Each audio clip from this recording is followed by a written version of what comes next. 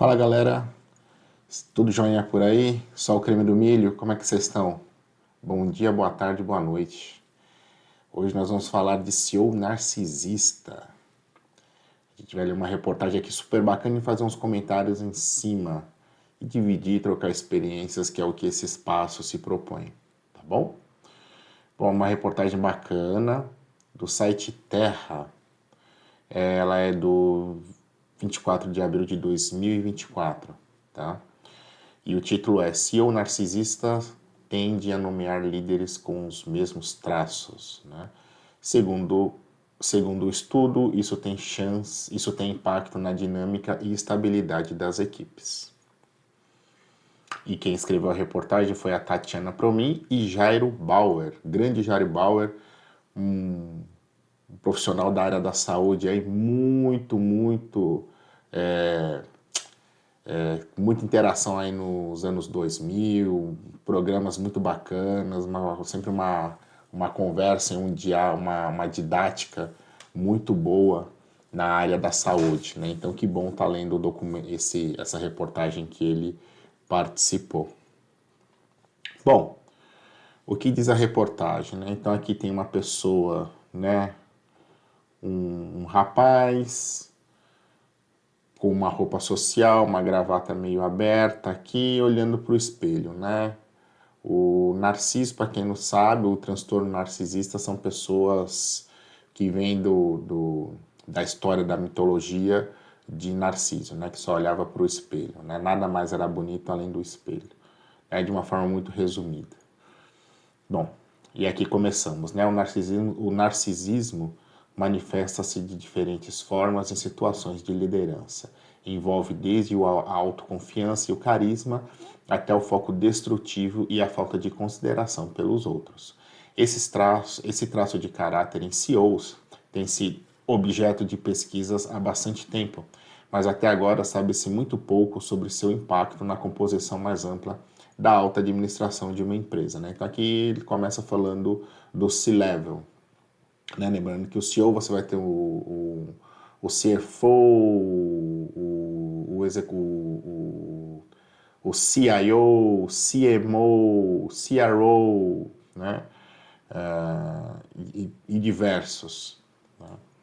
Bom, esse foi o ponto de partida para o estudo conduzido pela equipe do professor Lorenz Graf Vlauchin, na Universidade Técnica de Dortmund, na Alemanha, que analisou os perfis do LinkedIn de altos executivos. Os narcisistas querem mostrar a uma audiência mais ampla que são superiores. Estudos anteriores descobriram que isso também se reflete em comunicados de imprensa corporativas ou cartas aos acionistas, entre outras coisas, disse Glavlash. Acredito que essa é a pronúncia dele, né?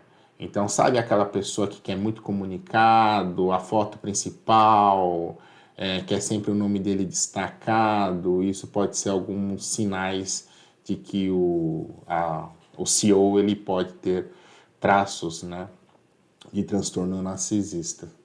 Elementos que são indicativos do narcisismo incluem, por exemplo, o tamanho da foto de um executivo no relatório anual ou a frequência com que o nome de um gerente aparece nos comunicados de imprensa de uma empresa. Em seu estudo, os autores usaram a mesma abordagem para analisar a presença digital de indivíduos nas redes sociais. Demonstramos que podemos medir de forma confiável o narcisismo dos gerentes com base em seus perfis no LinkedIn, analisando o número de fotos do gerente, o comprimento do texto na seção sobre e as habilidades, certificados e etapa das carreiras listadas, acrescentou.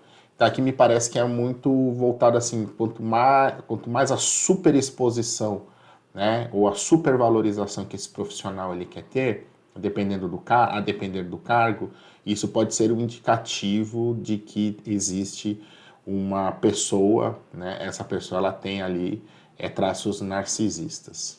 Né?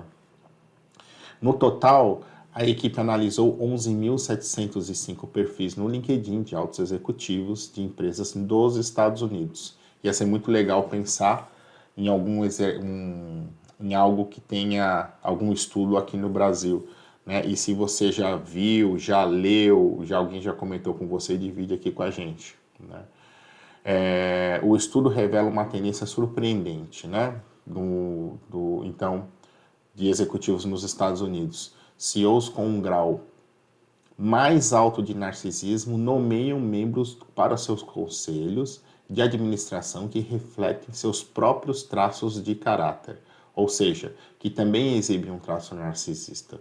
Um aumento de narcisismo de um CEO por um desvio padrão leva a um nível 18% mais alto de narcisismo em cada novo executivo nomeado. Ou seja, o CEO ele quer pessoas não iguais a ele, mas que tenham traços parecidos com o dele para estar na alta gestão. Então, isso é muito diferente uma coisa da outra, pelo que a reportagem fala.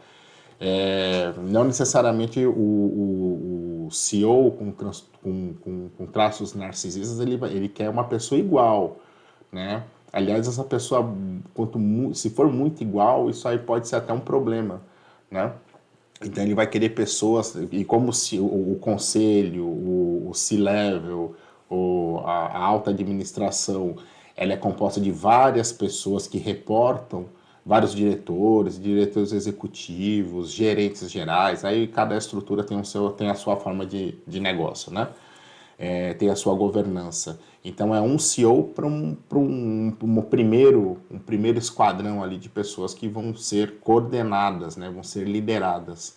Então talvez o estudo aqui indique que esse CEO ele vai pegar pessoas que tenham traços, talvez pessoas um pouco mais controladoras, pessoas com mais inflexíveis, pessoas que têm um senso de urgência maior, pessoas que não estejam tão abertas à negociação, e assim vai. E aquilo fica, aquele comportamento daquela pessoa, daquele CEO, ele fica diluído, né, no conselho de administração ou a depender do negócio que essa empresa possua, né? Isso também, continuando aqui, né? Isso também tem impacto na dinâmica e estabilidade da equipe, já que conselhos de administração com mais gerentes narcisistas têm uma taxa de rotatividade significativamente mais alta, né? O que pode significar custos consideráveis para uma empresa. Os narcisistas querem dominar uns aos outros, o que leva ao conflito do conselho. E esses, por sua vez, levam a mais flutuação na equipe executiva, comentou o autor.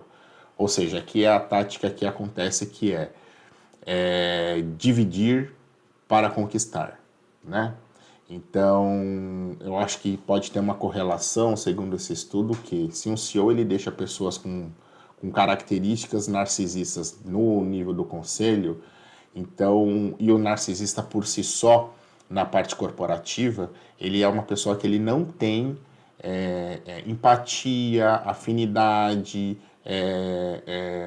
confidência, né, votos de confiança em uma pessoa com o outro.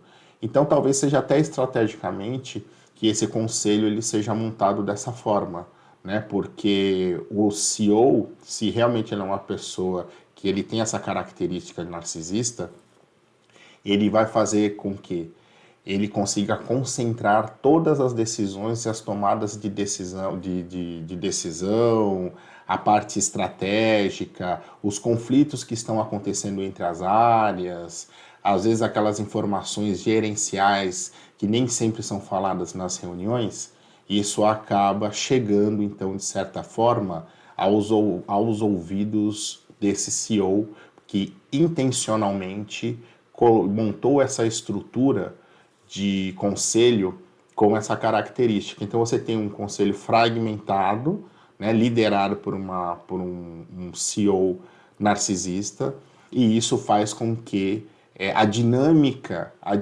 seja esperada de acordo com ele.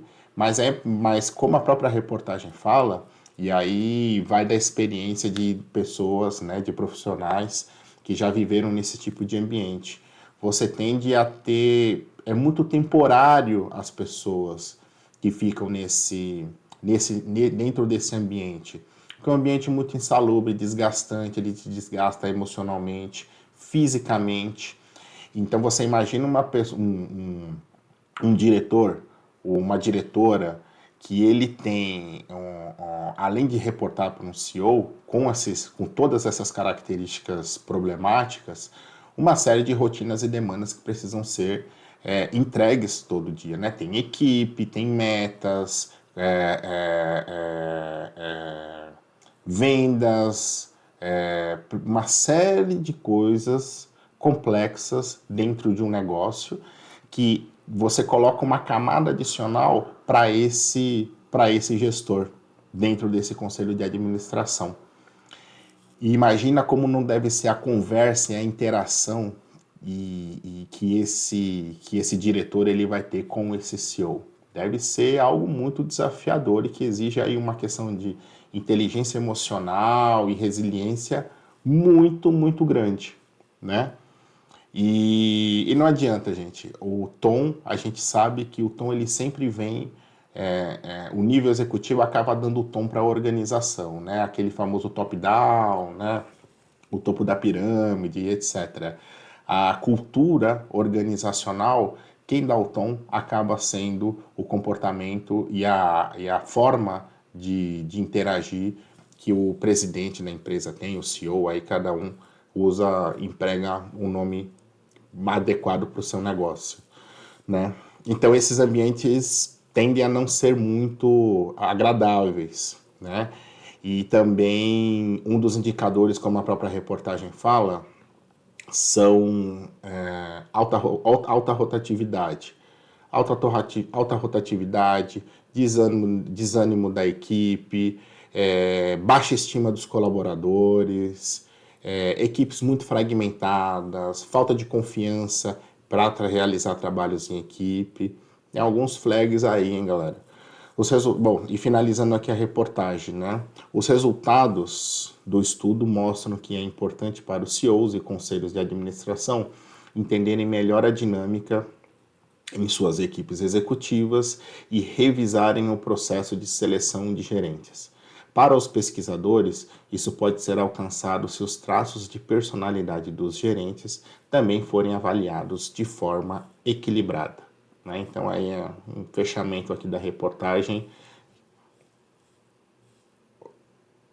É um fechamento da reportagem de acordo com Jairo Bauer, que trouxe essa pílula, aqui vamos colocar hoje como uma pílula para o profissional, para você que está assistindo aqui a gente, escutando a gente, dentro desse ambiente corporativo, né? Uma dica que eu dou, né? Eu já tive diversas experiências positivas, experiências não tão agradáveis, com gestores, vamos dizer, com transtorno narcisista e também com gestores que não tinham esses sinais, ou não tinham esses sinais tão claros, né? Em diversos lugares que eu já passei. Umas dicas sempre que eu posso dividir com vocês, sempre procure preservar a sua saúde emocional e a sua integridade, né? A gente sabe que desafios em metas corporativas, a rotina, a complexidade que as organizações elas enfrentam, isso faz parte do negócio, né? E aí a gente vai se atualizando, a gente vai se adaptando, a gente vai lendo, a gente às vezes dentro de uma organização você pode procurar outras áreas que você possa ter mais afinidade para poder você voltar a ter aquele ânimo a trabalhar de novo, né? Mas a minha dica é muita atenção se vocês encontrarem gestores, e aqui nesse caso hoje a gente está falando de CEOs, que tenham esses sinais, porque você vai, em médio prazo, pode ter certeza, a sua carreira vai estar comprometida naquele lugar que você vai estar trabalhando. Então, pense de forma estratégica como você pode evitar isso, né? Para você se preservar e preservar quem está ao seu redor no seu dia a dia, sua família, seus amigos, seus colegas de trabalho, seus amigos de trabalho e etc. Tá bom? Bom, essa foi mais uma leitura. Passamos aqui, hoje é para ser uma coisa bem curta mesmo, né? E se você chegou aqui até o final, curte, comenta alguma coisa aí no campo de comentários, se você já teve alguma experiência, compartilha com algum amigo que você acredita que essa pessoa precisa estar lendo e sabendo a respeito desse assunto, né? E se inscreve aqui também. Combinado? Um abraço para você e até a próxima.